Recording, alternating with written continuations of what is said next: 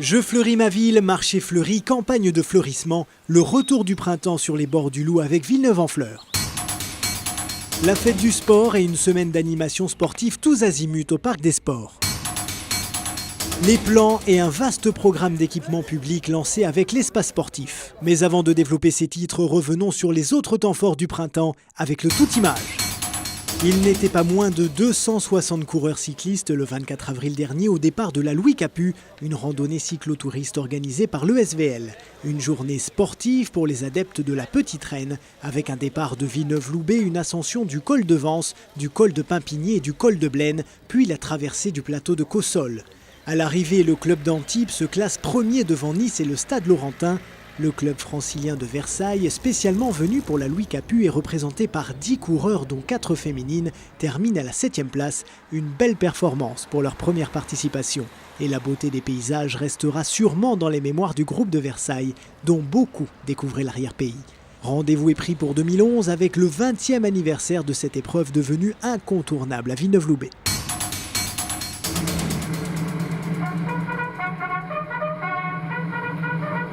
8 mai 2010, 65 ans ont passé depuis ce 8 mai 1945 et la fin des combats.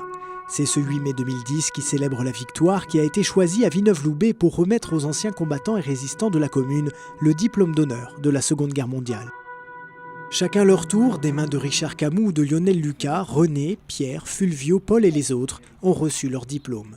Tout un symbole de reconnaissance, un symbole de gratitude. Ils avaient 22, 21, 18 ans, ils se sont engagés. Au nom de la liberté, ils ont fait tous les sacrifices et pris tous les risques. Villeneuve-Loubet a rendu hommage à ces héros pour que chacun se souvienne qu'il y a 65 ans, la liberté a eu un prix très élevé. Villeneuve-Loubet a honoré son saint patron à l'occasion d'une grande fête traditionnelle le 16 mai dernier. La Saint-Marc aura été cette année encore l'occasion de lancer la saison 2010 des réjouissances du comité officiel des fêtes. Au programme de cette journée festive, une grande fête foraine qui a ravi plus d'un petit Villeneuvois, des animations musicales et folkloriques, un grand marché de printemps, sans oublier bien entendu la traditionnelle messe de la Saint-Marc, suivie de la procession dans les rues du village. 2000-2010, 10 ans de jumelage entre Villeneuve-Loubet et Forlimpopoli. Comme chaque année, une délégation de Villeneuvois s'est rendue dans la cité romagnole pour les fêtes artusiennes. Mais comme on n'a pas tous les jours 10 ans tout de même, la délégation villeneuvoise est venue en nombre. Membres du conseil et de l'administration municipale, équipe Pêche-Melba, association L'Ail Granouillé, amicale des rétrocyclettes villeneuvoises, élèves du cours de langue ACL. Exposition, renouvellement du serment de jumelage, intronisation des disciples d'Escoffier, visite des merveilles patrimoniales alentour et bien entendu de la gastronomie au programme de ce séjour. Rendez-vous est déjà donné en août sur les rives du Loup à l'occasion des fêtes gourmandes où cette fois les Villeneuvois accueilleront les Forlimpopolesi pour 3 jours de fiesta exceptionnelle. Les travaux sont officiellement lancés. La pose de la première pierre a eu lieu le 30 avril dernier et la structure multi-accueil des deux rives prend forme petit à petit pour une livraison prévue à l'automne. D'une capacité d'accueil de 40 enfants, soit 80 familles, cette crèche proposera la garde des petits de 4 mois à 3 ans et demi, en journée ou en demi-journée de 8h à 18h, sur 4 voire 5 jours par semaine selon les situations.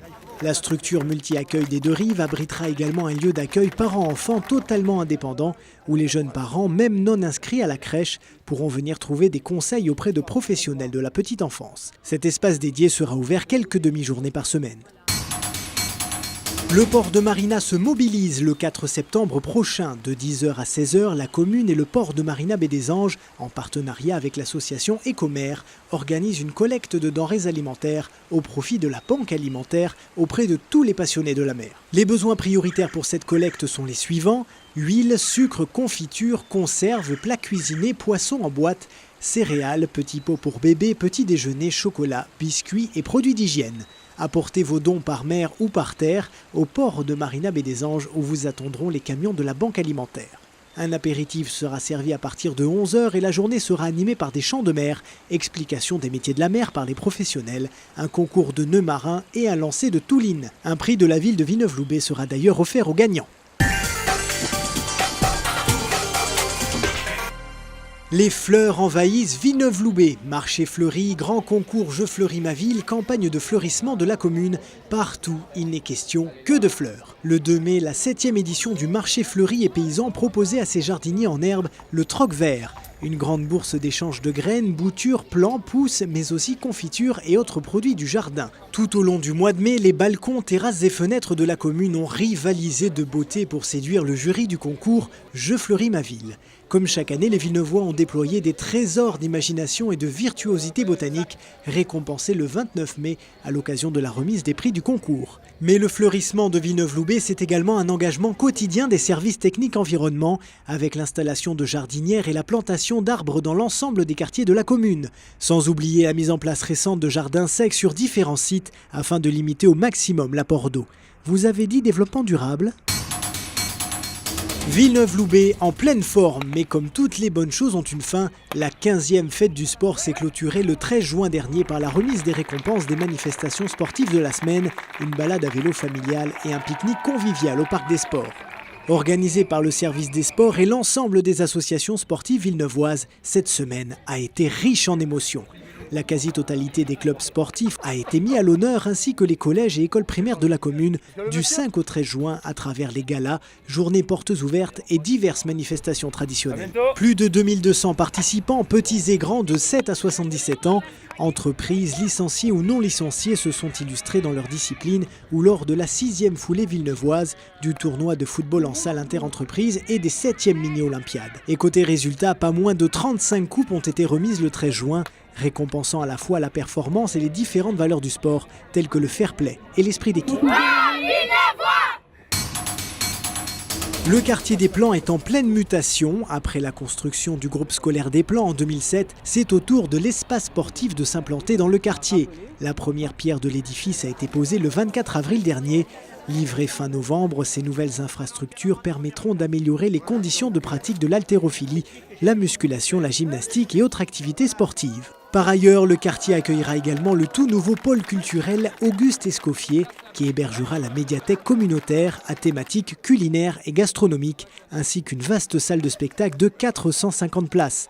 Les travaux débuteront à la rentrée 2011 pour une livraison du bâtiment fin 2012.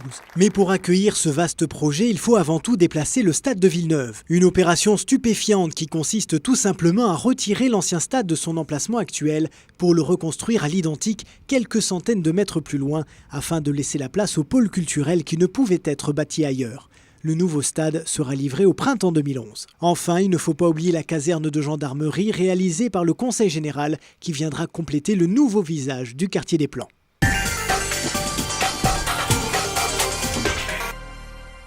2 342 000 € et 13 mois de travaux, le projet était colossal.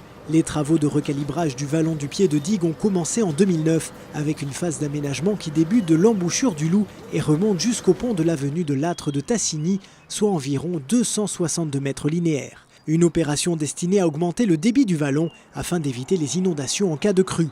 Soumis à de nombreux aléas techniques et financiers comme le désistement en fin d'année dernière du groupe Casino qui était dans l'incapacité de participer aux travaux en raison de la crise financière, le chantier a finalement pris fin le 18 juin dernier. Tout est dit.